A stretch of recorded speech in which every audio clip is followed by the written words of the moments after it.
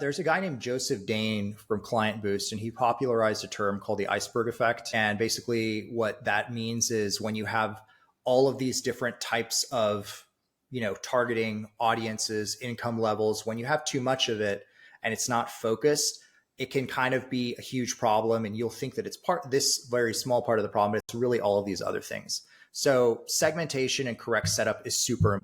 A great example of something I see done wrong 90% of the time with our competitors is they will have a floor plans campaign that has the keywords for studio, bedroom, apartments, 1 bedroom and 2 bedroom. And the problem with that is that Google is going to go after all of those people, but most of the time the studios and 1 bedroom apartments lease up really quickly. And because but you'll still have 1 bedrooms, you'll still have studios, and you need to always market for them because you have that turnover. You want to make sure that you have all the keyword product types or floor plan types separated into their own campaigns. So you can say, hey, I want to spend $1,000 on 2 bedrooms this month and 500 over here. So that is definitely a best practice.